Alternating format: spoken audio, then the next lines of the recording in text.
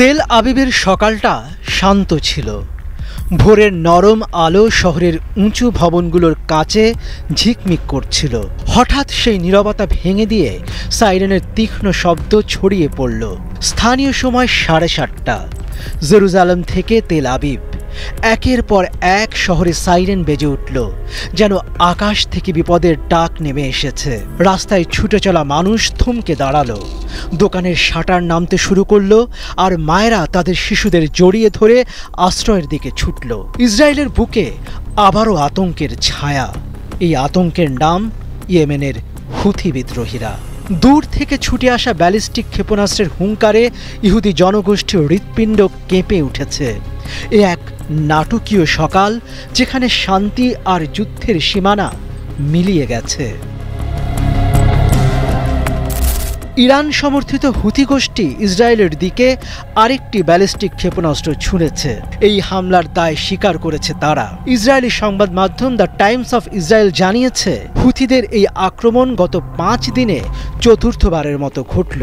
এর আগে তেল আবিবের কাছে বেন গুরিয়ন বিমানবন্দরে টানা 3 বার ক্ষেপণাস্ত্র হামলা চালিয়েছে এই সশস্ত্র গোষ্ঠী। রোববারের হামলায়ও তাদের লক্ষ্য ছিল ইসরায়েলের মাটি। কিন্তু ইসরায়েলের প্রতিরক্ষা বাহিনী আইডিএফ দাবি করেছে, ক্ষেপণাস্ত্রটি ইসরায়েলের ভূখণ্ডে পৌঁছানোর আগেই তাদের আকাশ প্রতিরক্ষা ব্যবস্থা দিয়ে ভূপাতিত করা হয়েছে। আইডিএফের একজন মুখপাত্র বলেন, আমরা সতর্ক ছিলাম। হুথিদের মিসাইলটি ধ্বংস করা হয়েছে। এতে কোনো হতাহত বা ক্ষয়ক্ষতি হয়নি। কিন্তু শুধু প্রতিরক্ষা দিয়ে কি আতঙ্ক থামানো যায়? বেন গুরিয়ন বিমানবন্দরের টানা হামলার পর সেখানকার কার্যক্রমে বিঘ্ন ঘটেছে। বিমানের উড়ান বাতিল হয়েছে, যাত্রীরা আটকে পড়েছেন। একজন যাত্রী ইয়ারন লেভি বললেন, আমি বাড়ি ফিরতে চাই, কিন্তু প্রতিবার সাইরেন বাজলেই মনে হয় এই বুঝি শেষ। ইহুদি সম্প্রদায়ের মধ্যে ছড়িয়ে পড়েছে এক অজানা ভয়। হুথিরা কেন এই হামলা চালাচ্ছে? তাদের দাবি, এটি গাজায় ফিলিস্তিনিদের উপর ইসরায়েলের আগ্রাসনের প্রতিশোধ। গাজায় চলমান সংঘাতে হাজার হাজার ফিলিস্তিনি প্রাণ হারিয়েছে। ইসরায়েলের বোমাবর্ষণে ধ্বংস হয়েছে ঘরবাড়ি, স্কুল, হাসপাতাল। হুথিদের মুখপাত্র ইয়াহিয়া সারি এক টেলিভিশন বক্তৃতায় বলেছেন, গাজায় আমাদের ভাই বোনদের উপর নারকীয় হত্যাকাণ্ড বন্ধ না হলে আমাদের হামলা থামবে না। ইসরায়েলকে জবাব দিতেই হবে। তিনি আরও হুঁশিয়ারি দিয়েছেন, আমরা আমাদের লক্ষ্য বাড়াবো। বেন গুরিয়ন বিমানবন্দরই শেষ নয়। গাজার সংঘাতের সঙ্গে হুথিদের এই হামলার সরাসরি যোগ আছে। 2023 সালের অক্টোবরে হামাসের হামলার পর থেকে ইসরায়েল গাজায় নিরবচ্ছিন্ন আক্রমণ চালাচ্ছে। এই যুদ্ধে ইরান সমর্থিত গোষ্ঠীগুলো, যার মধ্যে হুথিরাও আছে, ফিলিস্তিনিদের পক্ষে দাঁড়িয়েছে। হুথিরা লোহিত সাগরে ইসরায়েল সংশ্লিষ্ট জাহাজে হামলার পাশাপাশি সরাসরি ইসরায়েলের ভূখণ্ডে ক্ষেপণাস্ত্র ছুঁড়ছে। গত 5 দিনে 4টি হামলা তারই প্রমাণ। ইসরায়েলের আকাশ প্রতিরক্ষা ব্যবস্থা আয়রন ডোম, ডেভিড স্লিং আর অ্যারো সিস্টেম বিশ্বের অন্যতম উন্নত। রোববারের হামলায়ও তারা সফলভাবে হুথিদের ক্ষেপণাস্ত্র ধ্বংস করেছে। কিন্তু প্রতিবারই সাইরেন বাজার সঙ্গে সঙ্গে জনগণের মধ্যে আতঙ্ক ছড়িয়ে পড়ছে। তেল আবিবের একজন বাসিন্দা রিনা কোহেন বললেন, আমরা শান্তিতে ঘুমোতে পারি না। প্রতিদিনই মনে হয় এই বুঝি বোমা পড়ল। ইসরায়েলি সেনাবাহিনী জানিয়েছে তারা হুথিদের হামলার জন্য প্রস্তুত। আইডিএফের একজন কর্মকর্তা বলেন, আমরা জানি হুথিরা দূর থেকে আঘাত করছে, কিন্তু আমাদের প্রযুক্তি তাদের রুখে দেবে। তবে বিশ্লেষকরা বলছেন, হুথিদের ক্ষেপণাস্ত্রগুলো যদিও অধিকাংশ ক্ষেত্রে ধ্বংস করা হচ্ছে, তবু এই ঘন ঘন হামলা ইসরায়েলের জন্য একটি মানসিক চাপ সৃষ্টি করছে। হুথিদের এই হামলা শুধু ইসরায়েলের জন্য নয়, পুরো মধ্যপ্রাচ্যের জন্য একটি বড় ইস্যু হয়ে দাঁড়িয়েছে। ইয়েমেনের এই সশস্ত্র গোষ্ঠী ইরানের সমর্থন নিয়ে কাজ করছে। ইরানের বিপ্লবী গার্ড বলেছে, হুথিরা স্বাধীনভাবে তাদের সিদ্ধান্ত নিচ্ছে, কিন্তু যুক্তরাষ্ট্রের দাবি ইরানই তাদের অস্ত্র আর প্রযুক্তি দিচ্ছে। এই পরিস্থিতিতে যুক্তরাষ্ট্র হুথিদের বিরুদ্ধে পদক্ষেপ নিয়েছে। গত সপ্তাহে ইয়েমেনে হুথি ঘাঁটিতে আমেরিকান বিমান হামলায় 53 জন নিহত হয়েছে। মার্কিন প্রেসিডেন্ট ডোনাল্ড ট্রাম্প হুঁশিয়ারি দিয়েছেন, ইরান যদি হুথিদের সমর্থন চালিয়ে যায়, তারা কঠোর পরিণতি ভোগ করবে। অন্যদিকে হুথিরা যুক্তরাষ্ট্রের জাহাজেও হামলা চালিয়েছে। লোহিত সাগরে আমেরিকান বিমানবাহী রণতরী ইউএসএস হ্যারি এস ট্রুম্যানের ওপর তারা 18টি ক্ষেপণাস্ত্র ও ড্রোন নিক্ষেপের দাবি করেছে। এই হামলা যুক্তরাষ্ট্রের বিরুদ্ধে তাদের প্রতিশোধের অংশ বলে জানিয়েছে গোষ্ঠীটি। ইসরায়েলের রাস্তায় এখন এক অদ্ভুত নীরবতা। সাইরেন বাজার পর মানুষ আশ্রয়ে ছুটছে, কিন্তু তাদের চোখে প্রশ্ন, এই ভয় কবে শেষ হবে? জেরুজালেমের একজন দোকানদার ডেভিন বেন বললেন, আমরা শান্তি চাই, কিন্তু প্রতিদিন এই সাইরেন আমাদের জীবন থেকে শান্তি কেড়ে নিচ্ছে। গাজার যুদ্ধ যতদিন চলবে, হুথিদের হামলাও ততদিন থামবে না। এই বার্তা স্পষ্ট। তেল আবিবের সন্ধ্যা নামছে, আকাশে সূর্য ডুবে গেছে, কিন্তু শহরের আলো এখনো জ্বলছে। দূরে কোথাও একটা বিমানের শব্দ। এটি কি ইসরায়েলি বিমান, নাকি আরেকটি হুথি ক্ষেপণাস্ত্রের আগমন? কেউ জানে না। হুথিদের হামলা আর ইসরায়েলের প্রতিরক্ষার এই খেলায় জনগণ আটকে পড়েছে। গাজার রক্তাক্ত মাটি থেকে উঠে আসা প্রতিশোধের আগুন এখন ইসরায়েলের আকাশে পৌঁছে গেছে। এই গল্পের শেষ কোথায় কেউ বলতে পারে না, কিন্তু একটা কথা স্পষ্ট, যতক্ষণ গাজায় শান্তি না ফিরছে, ততক্ষণ ইসরায়েলের আকাশে সাইরেনের শব্দ থামবে না।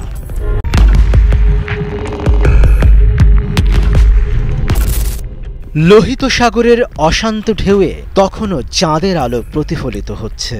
মার্কিন যুদ্ধজাহাজ ইউএসএস হ্যারি ট্রুম্যান ধীরে ধীরে এগিয়ে চলেছে। তার চারপাশে কয়েকটি ডেস্ট্রয়ার টহল দিচ্ছে। হঠাৎই রাতের নিস্তব্ধতা ভেঙে বিকট শব্দে কেঁপে উঠল আকাশ। একের পর এক বিস্ফোরণ আলোর ঝলকানিতে মুহূর্তের জন্য যেন অন্ধ হয়ে গেল নাবিকদের চোখ। Missile is coming, missile is coming. নেভির রেডিওতে আতঙ্কিত কণ্ঠস্বর। কয়েক সেকেন্ডের মধ্যেই প্রতিরক্ষা ব্যবস্থা সক্রিয় হলো। কামানগুলো গর্জে উঠল, আকাশে ধেয়ে আসা ড্রোনগুলো কুঁড়িয়ে দিল। কিন্তু কিছু ক্ষেপণাস্ত্র প্রতিরক্ষা ব্যবস্থাকে ফাঁকি দিয়ে টার্গেট ভেদ করল। ইউএসএস হ্যারি ট্রুম্যানের ডেকে প্রচণ্ড বিস্ফোরণ হলো। ধোঁয়া আর আগুনে ছেয়ে গেল পুরো রণতরী। বিদ্রোহী গোষ্ঠী হুথিদের সামরিক মুখপাত্র ইয়াহিয়া সারি ঘোষণা দিলেন, আমাদের প্রতিরোধ সফল হয়েছে, মার্কিন আগ্রাসন ব্যর্থ। হুথির হামলার পরে তাদের এক টুইট পোস্ট থেকে একটি চমকপ্রদ বার্তা প্রকাশ পায়, আমরা ফিলিস্তিনের জনগণের প্রতি আমাদের অটল সমর্থন বজায় রাখব, যতদিন পর্যন্ত ইসরায়েলের হামলা ও অবরোধ চলবে। শুধু মার্কিন জাহাজ নয়, হুথির ক্ষেপণাস্ত্রগুলি ইসরায়েলের দিকে পাঠানো হয়েছিল। যদিও ইসরায়েল জানায় তাদের ক্ষেপণাস্ত্রগুলি তাদের ভূখণ্ডে পৌঁছানোর আগেই প্রতিহত করা হয়েছে। ওয়াশিংটনে তখন গভীর রাত। প্রেসিডেন্ট ডোনাল্ড ট্রাম্প সবেমাত্র এক গ্লাস ডায়েট কোক হাতে নিয়ে ওভাল অফিসে বসেছেন। হঠাৎ জাতীয় নিরাপত্তা উপদেষ্টা জন বোল্টন দৌড়ে এসে বললেন, স্যার, লোহিত সাগরে আমাদের রণতরীতে হামলা হয়েছে। ট্রাম্প তখন পুরোটা বোঝার চেষ্টা করছেন। এমন সময় প্রতিরক্ষা মন্ত্রী ফোনে জানালেন, আমরা পাল্টা আক্রমণের প্রস্তুতি নিচ্ছি। ট্রাম্প কোনো দ্বিধা ছাড়াই টেবিলে খুশি মেরে বললেন, শক্ত জবাব দাও, ওদের বুঝিয়ে দাও আমেরিকার সঙ্গে লাগতে গেলে কি হয়।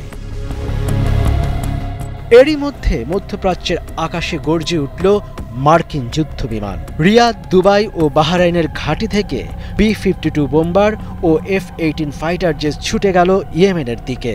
হুথিদের সামরিক ঘাঁটি, ড্রোন লঞ্চিং সাইট, রাডার স্টেশনে সব একের পর এক বিধ্বস্ত হল। ট্রাম্প এবার এক ধাপ এগিয়ে গেলেন। সামাজিক যোগাযোগ মাধ্যমে লিখলেন, ইরানই এই হামলার মূল পরিকল্পনাকারী। হুথিরা শুধু তাদের হাতের পুতুল। প্রতিটি মিসাইল, প্রতিটি হামলার জন্য ইরানকে দায়ী করা হবে। এরপর আবার মার্কিন পররাষ্ট্রমন্ত্রী এক বিবৃতিতে বললেন, যদি ইরান মধ্যপ্রাচ্যে অস্থিতিশীলতা সৃষ্টির চেষ্টা করে, তাহলে তার কঠিন মূল্য দিতে হবে। ওয়াশিংটনের হুঁশিয়ারি হুথিদের টলাতে পারেনি। বিদ্রোহী নেতা আব্দুল মালিক আল হুথি জানিয়ে দিলেন, আমরা ফিলিস্তিনের ভাইদের রক্ষায় শেষ পর্যন্ত লড়ব। যতবার আমেরিকা হামলা চালাবে, ততবার তাদের রণতরীগুলো আমাদের ক্ষেপণাস্ত্রের লক্ষ্যবস্তু হবে।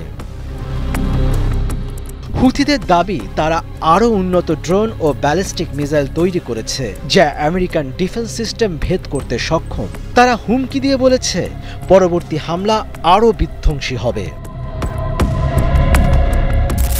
এরই মধ্যে সংঘর্ষে ইসরায়েলের যোগদানের খবর পাওয়া গেছে। মার্কিন বাহিনীকে সহায়তা করতে ইসরায়েলি ড্রোন পাঠানো হয়েছে লোহিত সাগরের আশপাশে। তারা হুথিদের অস্ত্র সরবরাহ লাইন বিচ্ছিন্ন করার পরিকল্পনা করছে। তবে প্রশ্ন হলো, এই ঝামেলায় কি ইরান সরাসরি জড়িয়ে পড়বে? বিশ্লেষকরা বলছেন লোহিত সাগরের এই সংঘর্ষ তৃতীয় মহাবিপর্যয়ের সূচনা হতে পারে। আমেরিকা যদি ইরানের বিরুদ্ধে সরাসরি সামরিক পদক্ষেপ নেয়, তাহলে পুরো মধ্যপ্রাচ্যে ভয়াবহ যুদ্ধক্ষেত্রে পরিণত হবে। ওয়াশিংটন, তেহরান, মস্কো, বেইজিং সবখানেই কূটনৈতিক উত্তেজনা তুঙ্গে।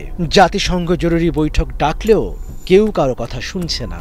ঢাকার এক আন্তর্জাতিক সম্পর্ক বিশেষজ্ঞ বললেন, এই সংঘাত শুধু মধ্যপ্রাচ্যকে নয়, পুরো বিশ্বকে অস্থির করে তুলবে। ইয়েমেনের ধ্বংসস্তূপে এক বৃদ্ধা কাঁদছেন। তার ছেলে মার্কিন হামলায় মারা গেছে। লোহিত সাগরের তীরে এক মার্কিন সেনা আহত অবস্থায় পড়ে আছে। তার মুখে বিস্ময়, এখানে আমরা কি করছি? এই যুদ্ধের শেষ কোথায় কেউ জানে না। তবে নিশ্চিতভাবে বলা যায়, লোহিত সাগর এখন শুধু নীল জলরাশি নয়, এটি হয়ে উঠেছে চোখের পানি, আগুন আর প্রতিশোধের সমুদ্র।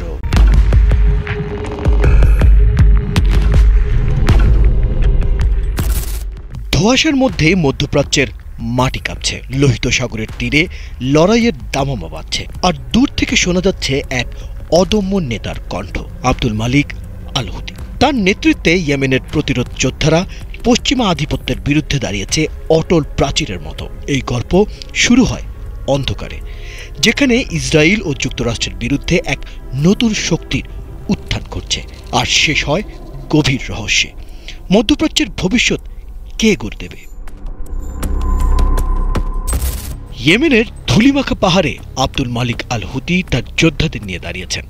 তার চোখে জ্বলছে প্রতিরোধের আগুন। তার কণ্ঠে ধ্বনিত হচ্ছে ফিলিস্তিন, লেবানন আর ইয়েমেনের জনগণের আর্তনাদ। তিনি ইয়েমেনের আনসারুল্লাহ আন্দোলনের তৃতীয় নেতা, যিনি ইসলামী ঐক্যের পতাকা উড়িয়ে ইসরায়েল ও তার মিত্রদের বিরুদ্ধে লড়াইয়ে নেমেছেন। গাজার জনগণের সমর্থনে তার নেতৃত্বে ইসরায়েলের উপর মিসাইল হামলা অব্যাহত রয়েছে। লোহিত সাগরে মার্কিন রণতরী আক্রমণের শিকার হয়েছে, আর সৌদি আরবের অভ্যন্তরে সুনির্দিষ্ট লক্ষ্যবস্তুতে আঘাত এনেছে তার বাহিনী। কিন্তু এই লড়াইয়ের পেছনে রয়েছে এক গভীর কৌশল, যার মূলে আছে ইরানের সর্বোচ্চ নেতা আয়াতুল্লাহ খামেনির প্রভাব।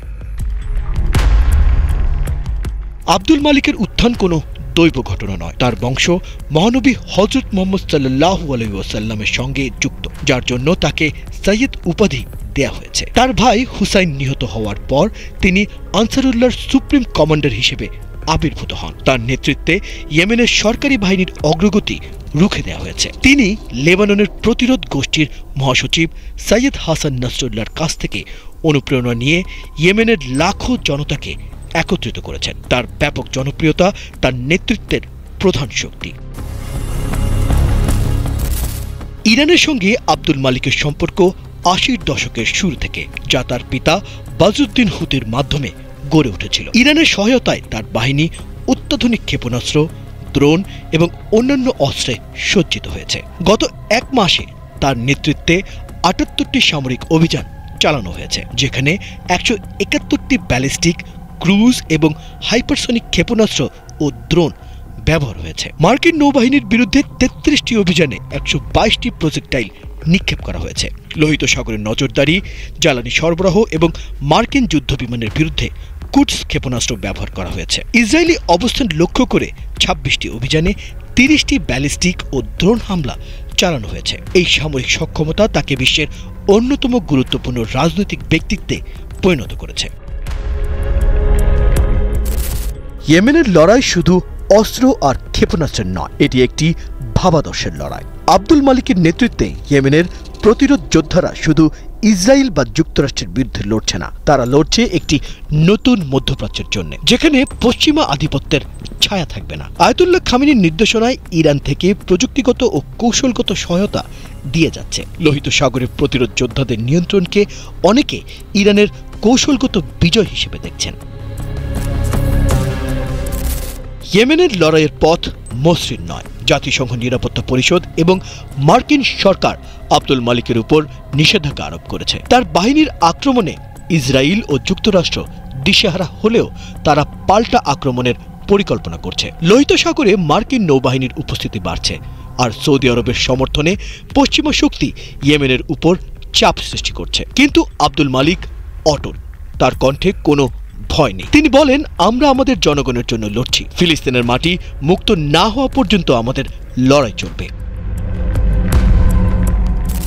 এই গল্পের মাঝে রয়েছে আরেকটি মাত্রা, জনগণের সমর্থন। ইয়েমেনের সাধারণ মানুষ আব্দুল মালিককে দেখেন তাদের মুক্তির প্রতীক হিসেবে। তার বক্তৃতা লাখো মানুষের হৃদয়ে আগুন জ্বালায়। তিনি একজন সামরিক নেতা নন, তিনি একজন আদর্শের প্রতীক, যিনি পশ্চিমা আগ্রাসনের বিরুদ্ধে দাঁড়িয়ে বলছেন, আমাদের মাটি আমাদের, আমাদের স্বাধীনতা আমাদের।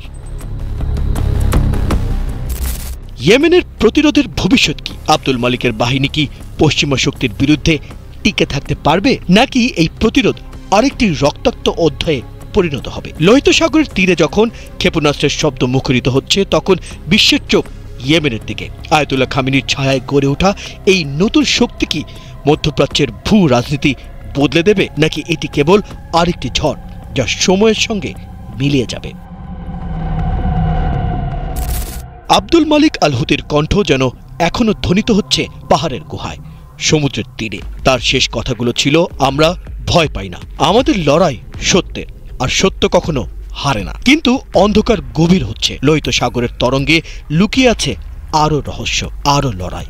এই গল্পের শেষ কথা কেউ জানে না, শুধু জানা যায় এই ঝড় থামবে না যতক্ষণ না মধ্যপ্রাচ্যের মাটি তার নিজের ভাগ্য নিজে লেখে।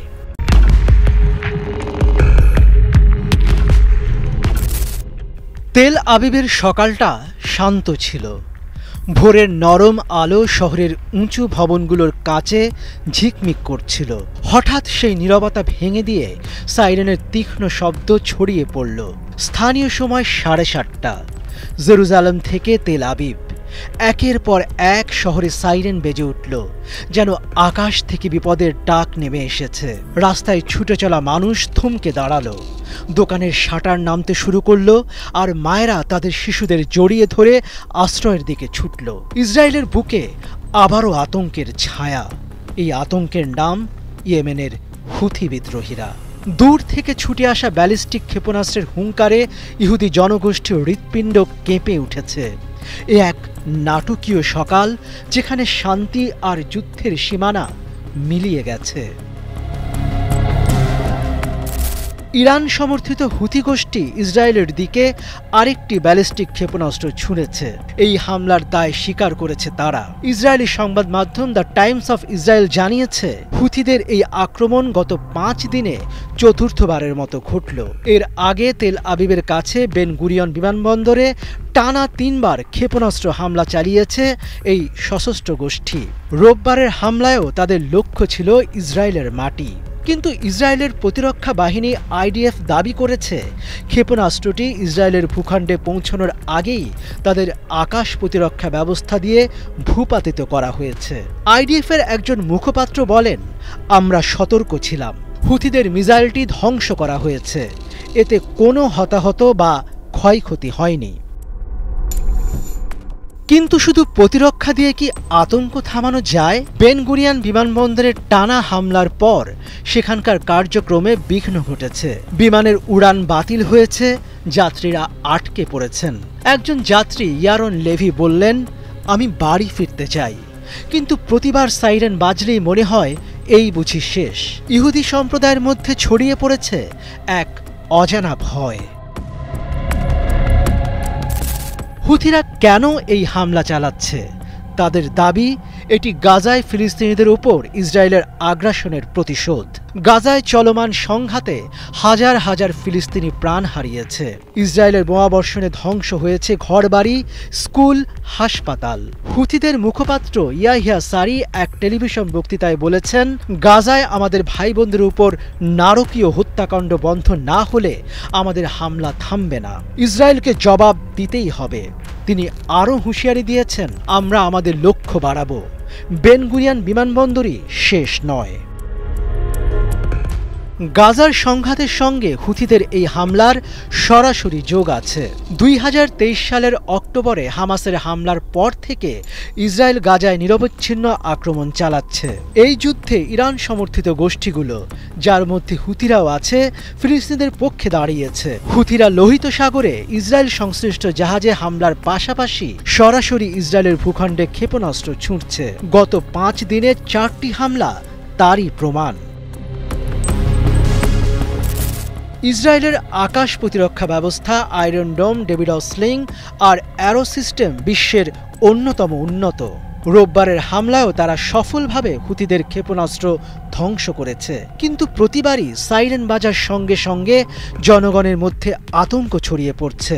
তেল আবিবের একজন বাসিন্দা রিনা কোহেন বললেন, আমরা শান্তিতে ঘুমোতে পারি না, প্রতিদিনই মনে হয় এই বুঝি বোমা পড়ল।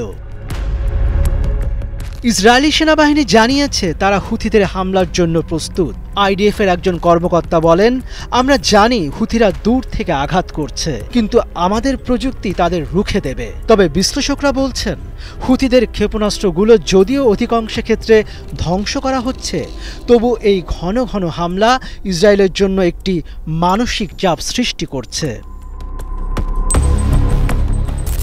হুথিদের এই হামলা শুধু ইসরায়েলের জন্য নয়, পুরো মধ্যপ্রাচ্যের জন্য একটি বড় ইস্যু হয়ে দাঁড়িয়েছে। ইয়েমেনের এই সশস্ত্র গোষ্ঠী ইরানের সমর্থন নিয়ে কাজ করছে।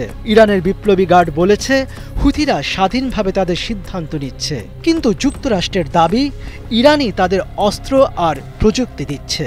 এই পরিস্থিতিতে যুক্তরাষ্ট্র হুথিদের বিরুদ্ধে পদক্ষেপ নিয়েছে। গত সপ্তাহে ইয়েমেনে হুথি ঘাঁটিতে আমেরিকান বিমান হামলায় 53 জন নিহত হয়েছে।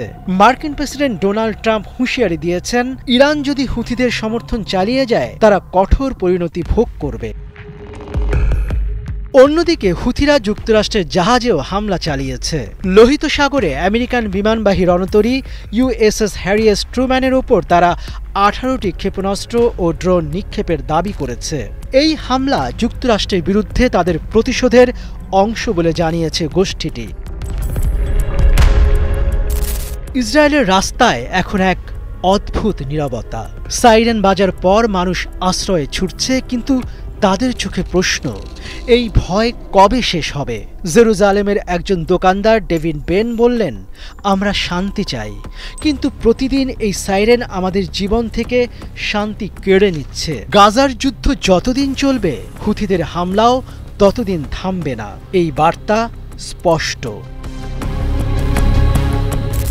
তেল আবিবের সন্ধ্যা নামছে, আকাশে সূর্য ডুবে গেছে, কিন্তু শহরের আলো এখনো জ্বলছে। দূরে কোথাও একটা বিমানের শব্দ। এটি কি ইসরায়েলি বিমান, নাকি আরেকটি হুথি ক্ষেপণাস্ত্রের আগমন? কেউ জানে না। হুথিদের হামলা আর ইসরায়েলের প্রতিরক্ষার এই খেলায় জনগণ আটকে পড়েছে। গাজার রক্তাক্ত মাটি থেকে উঠে আসা প্রতিশোধের আগুন এখন ইসরায়েলের আকাশে পৌঁছে গেছে। এই গল্পের শেষ কোথায় কেউ বলতে পারে না, কিন্তু একটা কথা স্পষ্ট, যতক্ষণ গাজায় শান্তি না ফিরছে, ততক্ষণ ইসরায়েলের আকাশে সাইরেনের শব্দ থামবে না।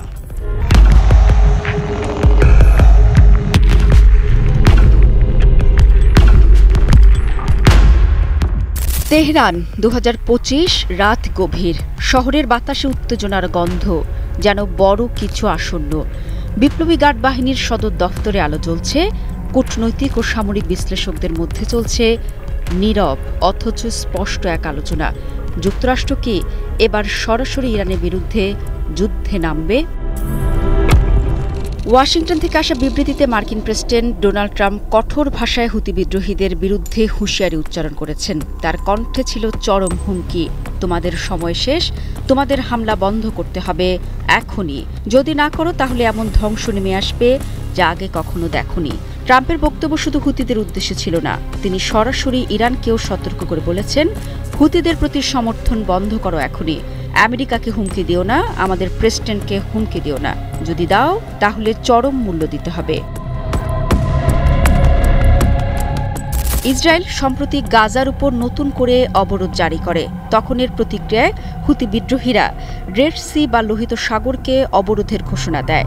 এটি বিশ্বের অন্যতম গুরুত্বপূর্ণ বাণিজ্যিক নৌপথ। বিশ্বের 12% বাণিজ্য এই পথ দিয়ে সম্পন্ন হয়, যার মধ্যে রয়েছে তেল ও গ্যাস পরিবহন। হুতিরা দাবি করে, যদি গাজার নিরীহ জনগণের উপর নিষেধাজ্ঞা জারি থাকে তাহলে বিশ্বের শক্তিধর রাষ্ট্রগুলোকেও এর মূল্য দিতে হবে। তারা একাধিকবার ইসরায়েলগামী জাহাজে হামলা চালিয়েছে, যা ওয়াশিংটনের জন্য উদ্বেগের কারণ হয়ে দাঁড়িয়েছে। ট্রাম্প প্রশাসনের প্রতিক্রিয়ায় মধ্যপ্রাচ্যে যুদ্ধজাহাজ পাঠিয়েছে এবং ইতিমধ্যে হুতিদের উপর ড্রোন হামলা চালানোর পরিকল্পনা চূড়ান্ত করেছে। এরই মধ্যে চালানো হয়েছে সে ড্রোন হামলাও। ওয়াশিংটন থেকে পাঠানো সামরিক বার্তায় বলা হয়েছে, আমাদের জাহাজে হামলা হলে আমরা প্রতিশোধ নেব। এদিকে সামরিক বিশেষজ্ঞরা বলছেন, এ সংঘাত কেবল হুতিদের মধ্যে সীমাবদ্ধ থাকবে না, বরং এটি ইরান ও যুক্তরাষ্ট্রের মধ্যে সরাসরি সামরিক উত্তেজনায় রূপ নিতে পারে, কারণ হুতিরা ইরানের সামরিক ও কৌশলগত সমর্থন পেয়ে থাকে। তেহরান থেকে আসা বিবৃতিতে ইরানের সর্বোচ্চ নেতা আয়াতুল্লাহ আলী খামেনি স্পষ্ট জানিয়ে দিয়েছেন, মধ্যপ্রাচ্যে কোনো আগ্রাসন বরদাস্ত করা হবে না। যারা আমাদের আঞ্চলিক মিত্রদের টার্গেট করবে তারা নিজেরাই শাস্তি ভোগ করবে। ইরানের Islamic revolutionary guard corps IRGC এরই মধ্যে হুতিদের সমর্থনে সামরিক সরঞ্জাম সরবরাহ আরও বাড়ানোর ঘোষণা দিয়েছে। তেহরানের উচ্চপদস্থ এক সেনা কর্মকর্তা বলেছেন, যুক্তরাষ্ট্র যদি হুতিদের আক্রমণ করে তাহলে তাদের জন্য এই অঞ্চল দুঃস্বপ্নে পরিণত হবে। বিশ্বের কূটনৈতিক মহলে প্রশ্ন উঠছে, এ সংঘাত কি যুক্তরাষ্ট্র ইরানকে সরাসরি যুদ্ধের দিকে ঠেলে দেবে? রাশিয়া চীন এর মধ্যে হুতি বিদ্রোহীদের উপর হামলার বিপক্ষে অবস্থান নিয়েছে এবং বলেছে, এই অঞ্চলে শান্তি প্রয়োজন, সামরিক অভিযান নয়। ইসরায়েল মনে করছে হুতিদের বিরুদ্ধে সামরিক অভিযান জরুরি, কারণ তারা লোহিত সাগরে ইসরায়েলের বাণিজ্যিক পথ বন্ধ করে দিচ্ছে। অন্যদিকে সৌদি আরব উদ্বিগ্ন, কারণ তারা চায় না যে এ যুদ্ধ তাদের সীমান্তে এসে পৌঁছাক। বিশ্লেষকরা বলছেন, একটি ভুল সিদ্ধান্ত এই অঞ্চলে বড় ধরনের যুদ্ধের সূচনা করতে পারে। তেহরানের এক কূটনৈতিক বিশেষজ্ঞ জানালার পাশে দাঁড়িয়ে আকাশের দিকে তাকিয়ে আছেন। তার চোখে চিন্তার ছাপ। তিনি বিড়বিড় করে বললেন, এই অঞ্চলে আগুন জ্বলছে, কিন্তু প্রশ্ন হলো, এই আগুন কি নেভানো যাবে নাকি আরও ভয়াবহ অগ্নিকাণ্ডের সূত্রপাত হবে? একজন মার্কিন সেনা কর্মকর্তা এক প্রেস ব্রিফিংয়ে বলেন, আমরা যুদ্ধ চাই না, কিন্তু আমাদের স্বার্থের বিপক্ষে আঘাত আসলে প্রতিক্রিয়া জানাতে বাধ্য হব। তেহরান, ওয়াশিংটন, রিয়াদ, মস্কো, বিশ্বের কূটনৈতিক মহল এখন শঙ্কিত। যদি উত্তেজনা সামরিক সংঘাতে রূপ নেয় তাহলে এটি শুধু হুতিদের বিরুদ্ধে নয়, বরং এটি হবে যুক্তরাষ্ট্র বনাম ইরান একটি বহুমাত্রিক সংঘাতের সূচনা। তাহলে কি সত্যি আরেকটি যুদ্ধ আসন্ন, নাকি শেষ মুহূর্তে কূটনীতি সংঘর্ষকে থামাবে? বিশ্ব তাকিয়ে আছে উত্তরের অপেক্ষায়।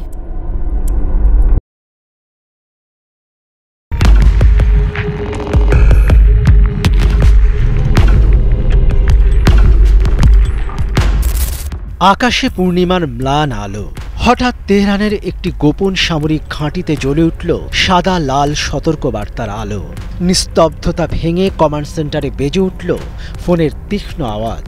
ঘরের ভেতরে টেবিল ঘিরে বসা উচ্চপদস্থ কর্মকর্তাদের মুখ গম্ভীর, দৃষ্টি উদ্বিগ্ন। ফোন তুলে একজন কড়া কণ্ঠে আদেশ দিলেন, সমস্ত ক্ষেপণাস্ত্র বাহিনীকে সর্বোচ্চ সতর্কতায় আনো, এখনই। তারপরই শুরু হলো প্রচণ্ড তৎপরতা। সৈন্যদের ছোটাছুটি, সরঞ্জাম সজ্জিত করার ধাতব শব্দ, কম্পিউটারের স্ক্রিনে লাল রঙের অ্যালার্ম। পুরো ঘাঁটিতে যেন ঝড় বয়ে গেল।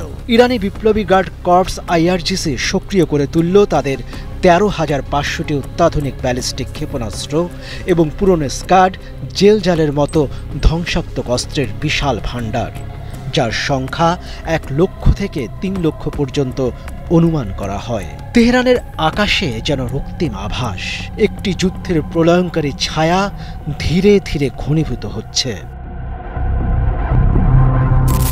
বিপ্লবী গার্ড, ইরানের সর্বোচ্চ নেতা খামেনির প্রত্যক্ষ নিয়ন্ত্রণে থাকা এই বাহিনী মধ্যপ্রাচ্যের যে কোনো লক্ষ্যকে ধ্বংসস্তূপে পরিণত করতে সক্ষম। তাদের আধুনিক ক্ষেপণাস্ত্রগুলোর মধ্যে ফাতে 110 এবং শাহাব 3 সরাসরি ইউরোপ বা ইসরায়েলের হৃদয়ে আঘাত হানতে পারে। কিন্তু কেন এই মুহূর্তে সতর্কতা?